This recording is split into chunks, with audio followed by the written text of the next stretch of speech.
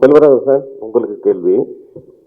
ஒரு டைரக்டர் பேரு பார்த்து தியேட்டருக்கு வந்தாங்க ஆடியன்ஸ். அது பல டைரக்டர்களுக்கு அந்த வரிசையில் வந்துட்டு உங்க பேரை பார்த்துட்டு தியேட்டருக்கு ஆடியன்ஸ் வந்தாங்க.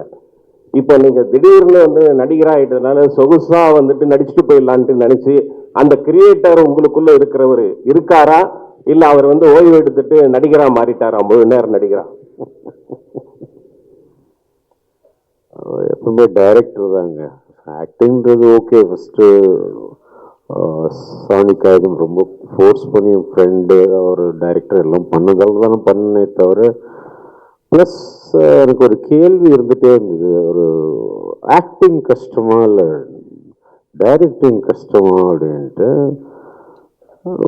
சரி பார்க்கலாம், நடித்து பார்த்தா தான் தெரியும் போல இருக்கு அப்படின்னு பார்த்தோன்னே ஒரு 5-6 நாள் ஷூட்டிங் கழிச்சு அட கடவுளே, ஆக்டிங்னா இவ்வளோ ரெஸ்பான்சிபிலிட்டிஸ் இருக்கா? கையை பார்த்துக்கணும், காலை பார்த்துக்கணும், மூஞ்சியை பார்த்துக்கணும், அங்கே பார்த்துக்கணும், இங்கே பார்த்துக்கணும். நம்ம பாட்டுக்கு ஒரு திரிஞ்சு நம்ம ஒரு படம் எடுக்கிறது வேற. ஆக்டிங்லாம் அப்படி வந்து பட்டிட முடியாது. ஸோ ரொம்ப யோசிச்சு அதெல்லாம் பண்ணணும் வந்து. ஸோ கிடைச்சது ரொம்ப சந்தோஷம்.